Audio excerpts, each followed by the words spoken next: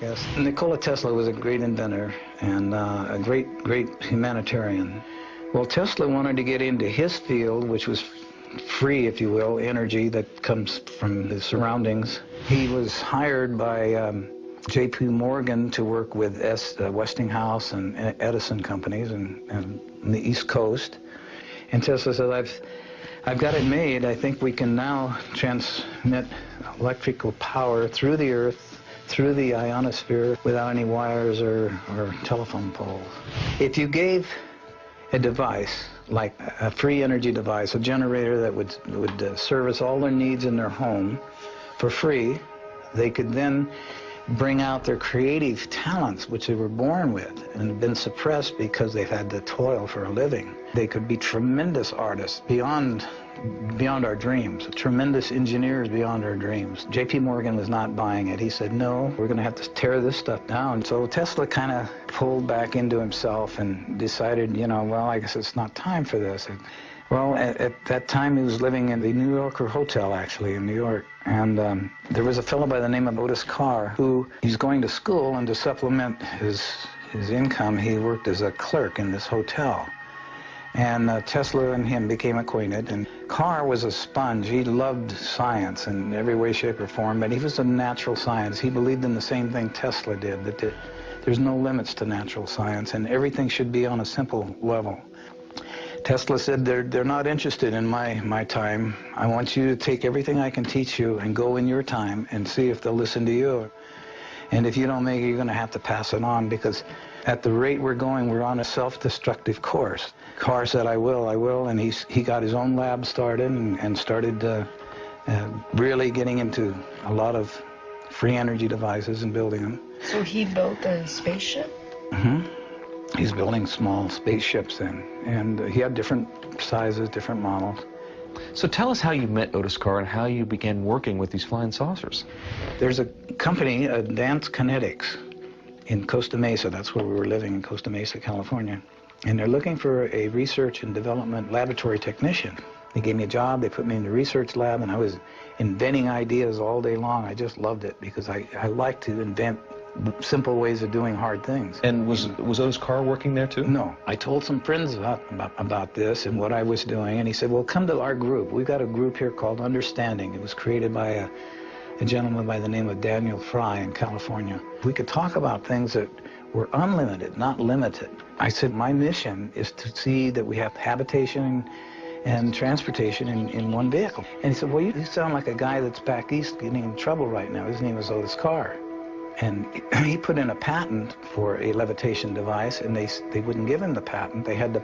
He said, you got to pull that levitation out and anchor it on the ground, and we'll give you a patent on an amusement device. You cannot use levitation.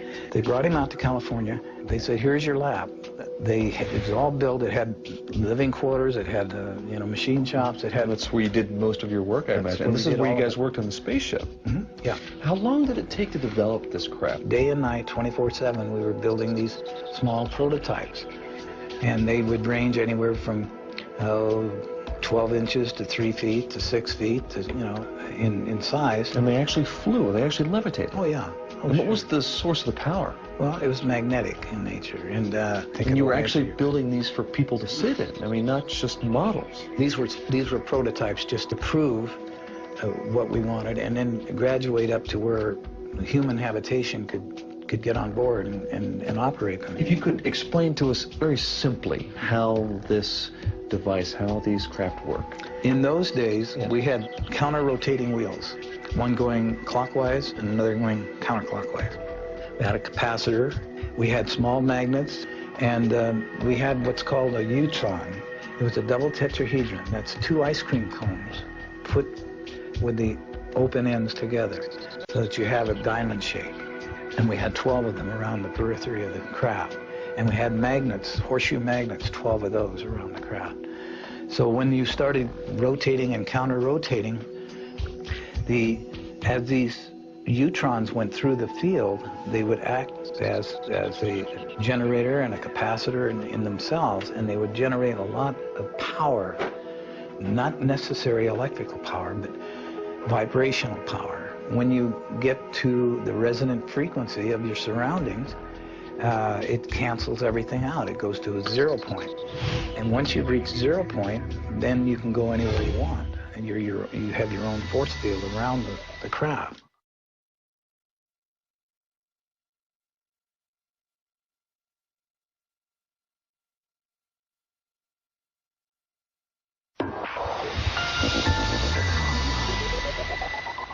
You control its up and down and left and right movements by how fast it spins or other gyros in there? Yeah, the ones with the models we had remotes, you know, to operate the models. But when you get up into the larger craft, it's not necessary, because everything then, as Carr was explaining the difference between the brain and the mind, is synergetic. You operate the craft like it was a friend. It's like it was a living thing, because Connect with the craft. yes, and that's the only way that our particular craft would work. There's a mental interface? Yes. So it's Wow. kind of like Yes. the thoughts carry out a vibration as well, and you have to go in harmony with the ship. So some sort of morphogenic field was created, perhaps, some sort of almost Yes. living field. Yeah, absolutely. Ralph, have you had a chance to fly it yourself?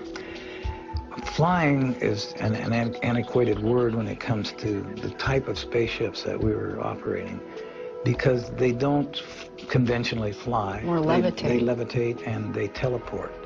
They move through this thing called time and space. They actually traverse through multi-dimensions. So you created an artificial gravity field, is it safe to say? Yeah, you could say that, yeah. Is this in any way related to the work of John Hutchinson and his anti-gravity experiments? Well, it's along the same lines. I know John, he's an associate of our group. And as I mentioned before, there's all forms of levitation. But where ours differs from John's is that in order to operate our craft, it takes spirit. It takes a synergy. You have to recognize the craft as an entity of life itself. It has a consciousness, if you will, of its own.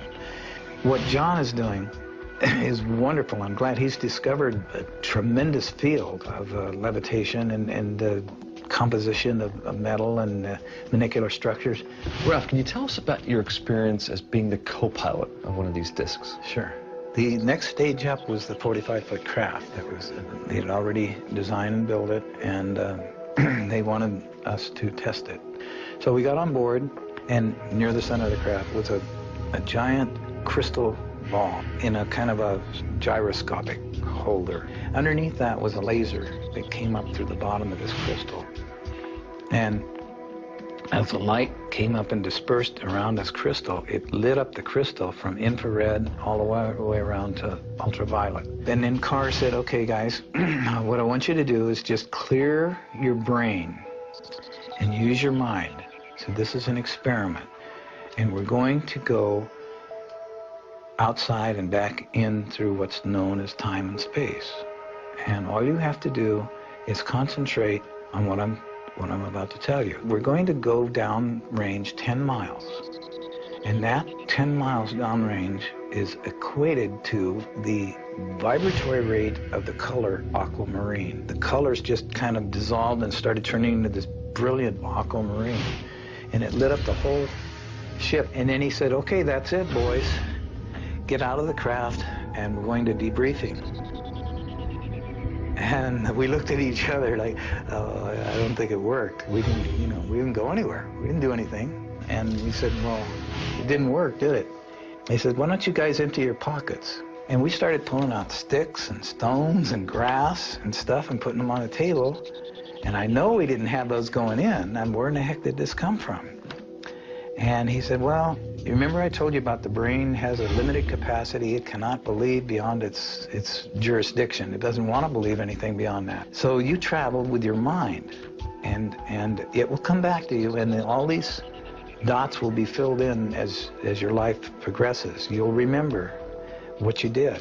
It was in retrospect, I did go back now, and I do remember going and getting out of the craft. There was 3 of us. We walked down this ramp. We got out and we went over to a little hillside.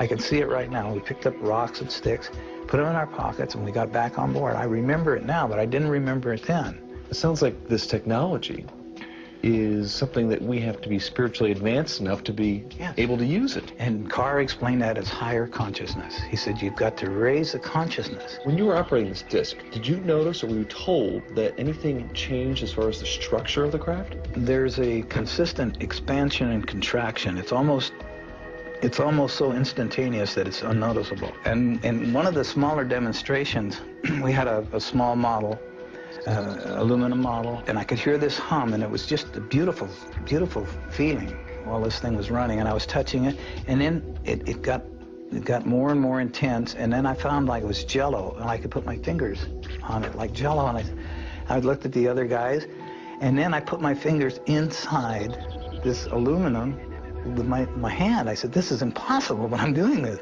and I put it in and out of the craft. And Carr was over there because he said, you're energy, and that's energy. And when you understand that, and you get a harmonic with energy, you get a balance, you can do anything. There's no limit. So the next day, he had another model, and we put it up, but he was going to accelerate beyond. He says, these retinas are like cameras, are flashing at milliseconds. And when you flash fast enough, things seemingly disappear. So with that in mind, here's our next demonstration. So we fired this one up, and we were all watching it, and I was getting ready to put my hand in it, and whew, the whole thing disappeared right in front of us. He said it's quite simple. Tesla did this all the time in his laboratory, and it's teleported.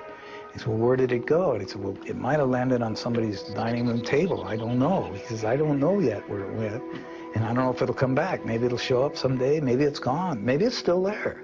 But we just don't see it. So we don't see it, yeah, and it's out of our dimension. And he explained that the mind, when you tune yourself high enough and you get into the mind space instead of the brain space, instead of logic or instead of reasoning or instead of all those things, you just get up to a sense of knowing.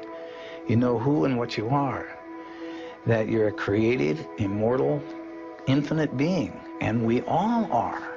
And he said everybody on this planet are gods by comparison, and they don't know it. They're asleep. And until they wake up, this is what our job is. We're making these toys, trying to get them to wake up, to realize there's no limits to what they can do. They don't have to live in servitude. They don't have to live in poverty.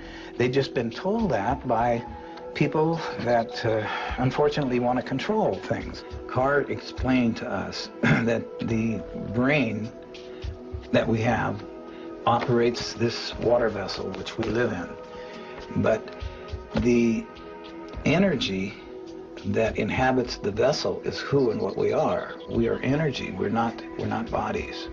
The energy is all magnetic in nature. It's free in nature. We're swimming in energy.